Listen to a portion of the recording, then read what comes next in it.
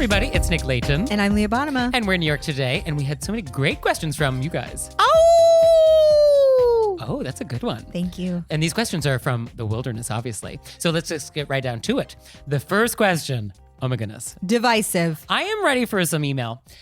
Quote, what is the correct way to put in a roll of toilet paper? I love this because I have friends who are passionate about this. Yes, people who care.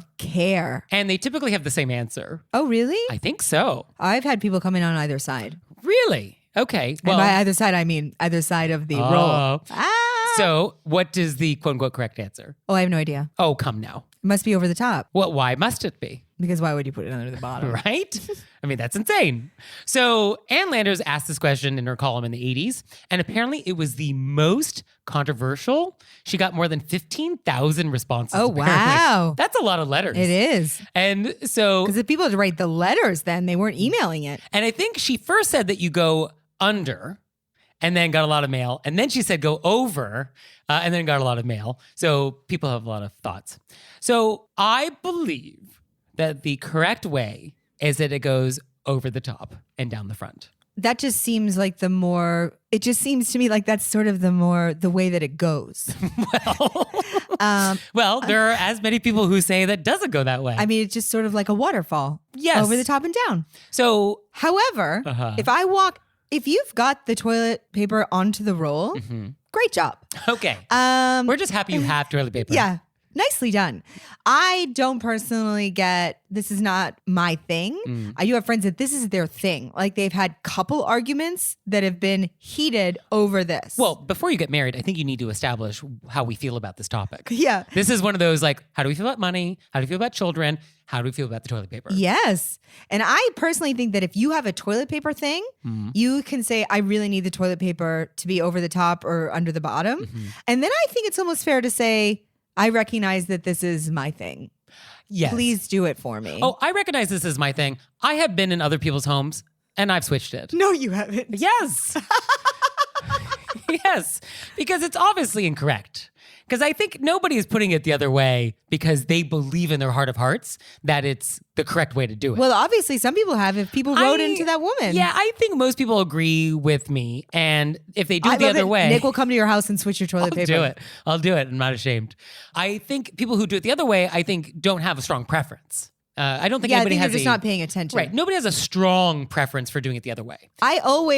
I would never leave a toilet paper roll empty. Sure. I always swap it out. Of course. However you put it in is I'm not gonna have my gears ground. So I was thinking about why is it better to do this way? Why do a lot of people, myself included, feel strongly about it? And part of it, I think, is aesthetic. I think it just visually looks better. I think part of it is this is how hotels do it because it's a signal like the room's been cleaned. Yeah, I used to be a housekeeper. We discussed this. It goes over the top and then you fold it into a triangle so people know. Or a diamond. Have you seen this? Oh, fancy. Sure. People know it's it's fresh. So I think there's that. I think it's easier to locate the edge. It's you don't have to. I could see that. Right? So then I was doing some research and apparently there was a patent from 1891 that has to do with toilet paper. I'll link to it in the show notes. And in this patent from 1891, it goes over. So for a while, we've been thinking about this. Well, it's also a Sylvester Stallone movie, Over the Top. Nobody says under the bottom. I mean. Now, I was thinking, are there exceptions to this? Are there times when maybe it's okay to go the other way? And I have heard that if you have a cat or a toddler, it is better to do it the other way because then the roll won't get unwound when you have a child or a cat batting at it. Very interesting. So I thought, oh, that's an interesting point. And then somebody online somewhere in the deep reaches of the internet was saying that if you have an RV, that if you do it under, it will be less likely to unroll itself while the vehicle is in motion. Oh, very interesting. So I'm not quite sure how that happens because it feels as likely either way if there's vibration. But somebody said oh, no, we do it this way because it won't unroll.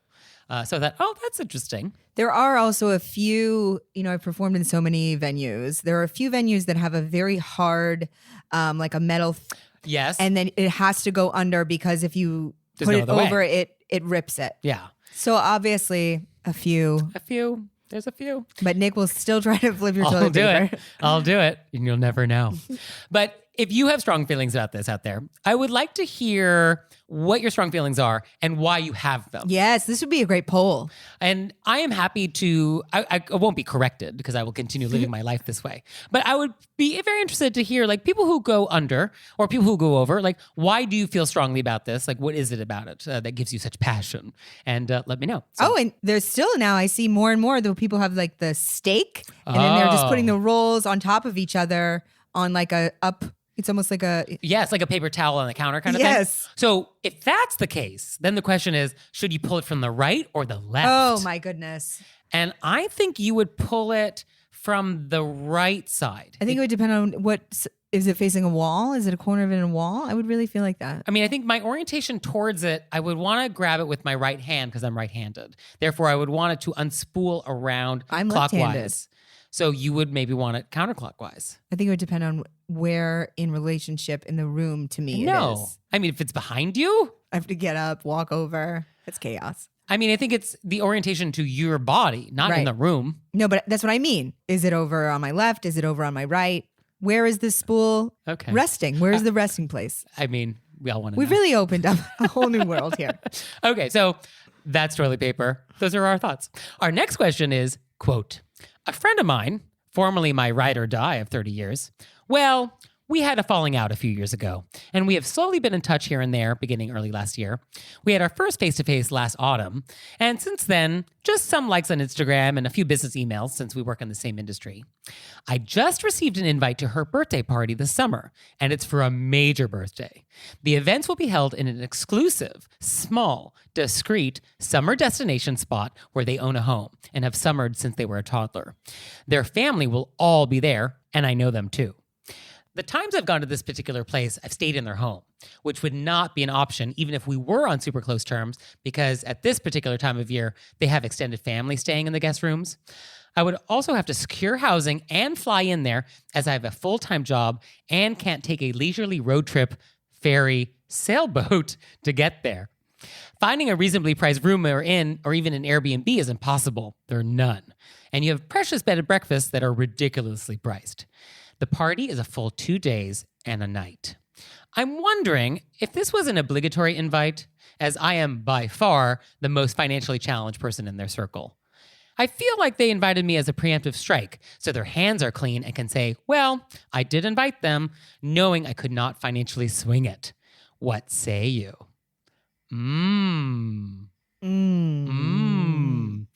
Well, I love the idea of this very exclusive, discreet summer destination spot that you have to road trip, ferry, and sailboat to get to. What I also find interesting in this question is the second to last sentence. I feel they invited me as a preemptive strike, so their hands are clean and say, well, I did invite them knowing I could not financially swing it. That's the meat of the question. Right, because I feel like that takes a different tone. Oh, that's a totally different thing. Yeah. Because the first part of the question is like, hey, do I have to go to this? We just became friends. Yeah. And then this is, oh, are you just inviting me because you know I can't make it and now you feel like you have. So that. Different. It's really different. Well, let's take the first part of the question.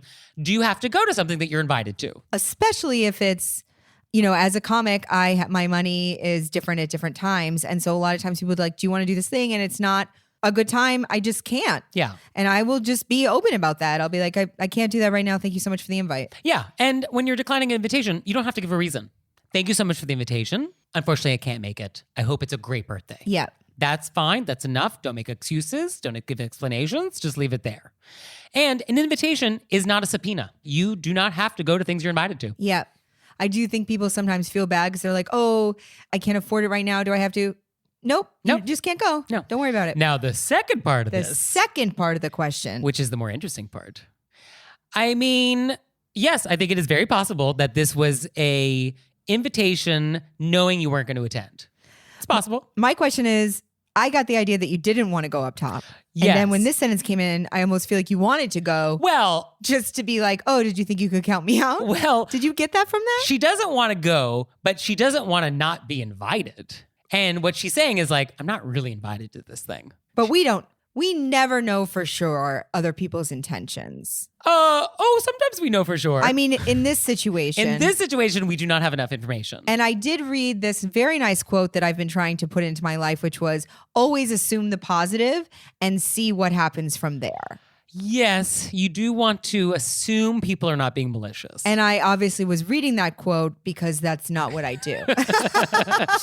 Yes, my default setting is to not always see the best in everyone. I'm working on that. I think it's always nice to assume that that's not what people are doing. Yes, but that being said, it is possible that is what's happening. And that is a very varsity level etiquette move where someone is extending an invitation, knowing you won't be able to attend. They have the benefit of taking the high road and having extended the invitation, and they get the benefit of you not going. So that is something that does happen in the world. But then I feel like, is that person really your friend? That is also a good question. That's why I feel like this last sentence really changes.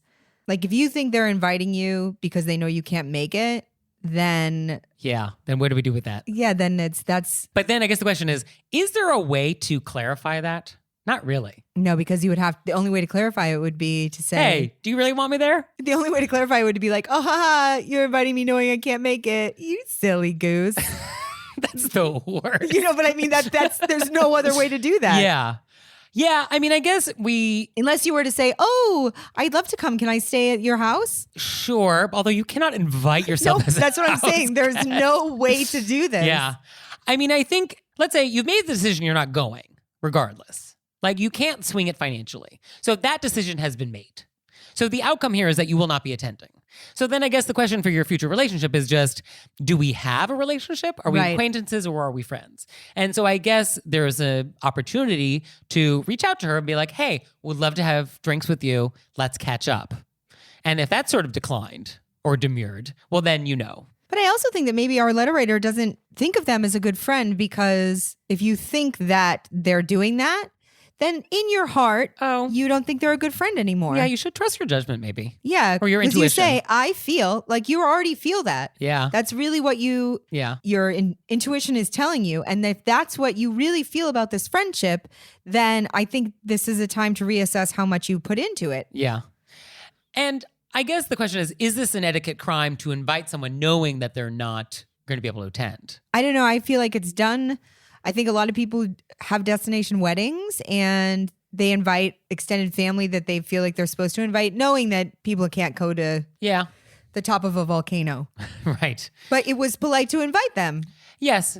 I think for our letter writer, let's assume the best. I think that's a nice touch, even though your instinct is probably to assume the worst. And politely decline. But not necessarily that your instinct is to assume the worst. That your instinct is telling you that that wasn't what was happening here. Right. And we trust your instincts. Yeah. If that's what you think is happening, could be. But make an effort to reach out to this person separately, hang out with them, and see where your relationship might be, separate from this birthday party. And take it from there. And never feel, if you have to decline, you're declining. Don't feel bad about that. Yeah. Never feel bad about that. No. Our next question is, quote, my husband and I eloped, and our families chose to celebrate our marriage by hosting separate parties and celebrations a couple of months after our return. There was a party for him with only his friends and family, and a party for me with only my friends and family. We did not register for gifts. But because we have very thoughtful friends and family, we were left with several packages to open and several thank you notes to write. I insisted my husband write his own thank you notes for his party, and I most definitely penned my own notes for my party, despite the presents having been given to both of us. My husband, we're from the South, hummed and hawed and said Emily Post would not agree with this decision. Was I wrong to insist he pen his own notes? Was I being too progressive, quote unquote, at etiquette's expense? Hoping for some affirmation. I would like to say up top that I love that this letter writer wrote, hoping for some affirmation. Yeah. It's very helpful for Nick and I to know. What do you want from us? Where are we coming in from on this? So I have some follow-up questions that were not answered. One of the questions is, does the husband feel like it's woman's work to write thank you notes? And so that the wife in this story should be writing all the thank you notes? That was my takeaway. Because is that what we think? Was I being too progressive? I also wanted to say they're both signing. Both of their names are on the both of them. So that was my second question. So I am writing a note to my friend who gave me a gravy boat. And I believe my wife's name is not on the card. That's what it sounds like. I'm writing a thank you note to Aunt Janet for the gravy boat. Thank you so much. And my name is the only one on it. Oh, I think it's actually the physical writing of it. And she's saying, you write your family half and I'll write my half. And then we both sign each other's names. That is the best case scenario here. And if that's what's happening, that's fine. Yeah. And I don't think that's too progressive at all. You're just dividing the... Right. Yeah, that's totally fair. I think each of you sign each other's names. Yes, both cards should have everyone's name on it. But the way I read this, it sounded like that's not what was happening. But I feel like the question is, was I being too progressive at etiquette's expense is... Should he be penning the body of the thank you note? Right, in which case, I think it's totally fair for you guys to divide it evenly. Sure. Yes. Absolutely. Yes. So definitely he should write half of the notes. And when we say half the notes, I mean like the Dear Janet, it was so lovely to see you last weekend at the party. It was such a treat to get together with you and the family. The gravy boat is so delightful. Can't wait for Thanksgiving when we're going to take it out for a test drive. Sincerely, Chad and Lisa. Right. And Chad wrote most of that, but Lisa signs her name. That would be the best case here. Yeah. Or even I think Chad can sign Chad and Lisa's name. And then on Lisa's, Lisa signs Lisa and Chad's name. We can do that. Yes, that would be okay. But yes, under no circumstances is Chad not putting pen to paper at all. Yeah, unless there's some kind of, and I'm just saying this as in my relationship, things like this have happened where one of us is significantly better at the task at hand. Mm. And so we will barter with other tasks. Okay. I will write all of these if then you do this other thing. Okay. Because it's not anybody's job to do all of anything. No, that is not the recipe for a happy relationship. Yeah, so I don't think you're being too progressive to have it split. Yes. So at the end of the day, I don't think Emily Post is concerned about who is physically writing the note, as long as it is sent and it is thoughtful and that everybody who received the gift is signing it. Yep, has both names. Has both names, yes. Although I think it's nice to put your own name on it. Oh, we always, in our relationship, we always both sign. Yeah, but at least the names are there in some sort. Yes. And I do think I'm going to go out on a limb here and say that if in some place it said that the woman should be writing it, that's been updated. That has been updated. Yes. I think we're going to update that rule. Everybody in a relationship can be grateful. Yes. So both people can be grateful and do the pen to paper. And even if you're not grateful for the gravy boat, you can fake it. You still send that thank you note. Yes. Our next question is, I have a question about invitations to events. If you have been invited to an event and you are unable to go because of a prior commitment, and then that commitment falls through, is it improper to then respond with a new availability to go to the event? Or, having said no, do you just say, all right, it's now off the table? You know, we had a conversation about this. Yeah. One of our earliest episodes, because you said something to me that I didn't know happened, which is that some people say, no, I can't come, and then show up, which I had no idea was happening. Which is bonkers. That's a crazy... I just didn't know what happened. Thing to do. Yeah. I do think... Oh my God, I couldn't make it, guys. This happened to me. Look at me, I showed up. I had no idea. Look, I'm here. I did have this week somebody say, can you do something on this one day? Mm-hmm. And I had something. I said, I have this thing. I really want to go to this thing you've invited me to. Mm-hmm. If this gets moved, may I come? That's a nice way to handle it. Like if it's something that I really want to go to, because often things get canceled and moved and rescheduled. And so I just want to express my enthusiasm for it and say I had this other, maybe I get out early of that event. Maybe I can get to both. So I ask my host, I explain, I had a previous thing. I love what you're doing. Love to be a part of it. Thank you for the invite. This is my situation. Mm. How is it on your end? If, you know. I mean, that's good if your RSVP is not 100%, but is some degree lower. This would be like, thank you so much for the dinner party invitation. I can't make it. And then a week later, the thing that was preventing me from going is like, oh, that's canceled. So I could make it. So I do not have an opportunity in my declining to say like, oh, I can't make it because I have this thing that make it canceled. It's just like a straight up like, can't go. So the question is like, do you go back to that person and be like, oh, actually, I could go now? And I think it comes down to your host and what the thing was. And your relationship with that person. Your relationship with that person and what kind of inconvenience is happening. So if this was a cocktail party for 60 and you originally couldn't make it, but then could, chances are you could probably slip back into the guest list. If it's a dinner party for 8 and you declined, your seat has probably been taken. But I think depending on your relationship with the person, you could ask maybe. I don't think there's any problem with politely asking. As long as it's with the expectation that the answer is probably no. Yeah. And that you're fine with that. Yeah. So it's sort of like, oh, hey, the thing I had actually just canceled. I'd be delighted to make it to your party if there's still room. Totally understand if there's not. And leave it on them to decide whether or not they can accommodate. Yeah. Because say it was for 8 and you had declined and they filled that 8. Maybe Chad canceled last minute and all of a sudden it was a 7. And then you had emailed and they were like, actually, Chad just canceled. You can come. Yeah, that could happen. That could happen. Yeah. But I think what you said was important, that it's, if you do ask, if you do have that kind of relationship with that person, be completely comfortable that it may have been capped. Yeah. And I think the more distant the relationship is, I think you don't do that. Yeah. Like if a business meeting, I think we probably... Yeah, it's done. Yeah, I think we're kind of done. We've moved on. Yeah. Unless, like you said, it was a large event. Yes, if it's a large event where like an additional body probably isn't going to disturb your host too much, it's not going to change the catering count, it's not going to change a seating arrangement, I think you have more leeway. Yeah. And, I've often erred on too much information on the side, which we've obviously tried to curb. I'm always giving people explanations. But if up front, when you get the invite, it's something that you love, but you had something that day, I think you can express your enthusiasm for it and say, if there's any way I can move this around, can I come to have, Yeah, that's fine. I mean, I think hosts do want to hear from their guests that they are sincerely disappointed that they can't attend. Yeah, I think that's the more, like, if you are disappointed, I would say that up top. So they know then that if you change your mind later, you've already expressed how you wanted to be able to get there. Because nobody wants to host an event that nobody wants to go to. Yeah. Right. Our next question is, how do you politely decline to have your photo taken at a tourist attraction when you know you aren't going to be buying the photo? I actually wrote it down exactly what I think people could say. Whoa, what's the script? The script is, here, you can hear the paper, people. Okay. Thank you so much for offering, but we're good. That's nice. I like that. Okay, that works. I feel like that's solid. This actually just happened to me, so this was very timely. Near up the street in New York City, we have this thing called Hudson Yards, which is a whole new development. And on the top of Hudson Yards is an outdoor observation deck.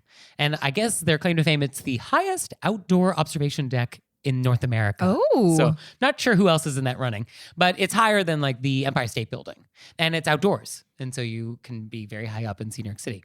Check out my Instagram. You can see a photo from up there. And so as we were going, they did this photo thing. And I have not been to a tourist attraction like this in a long time. And yeah, they line you up and they make you, do whatever they're going to do.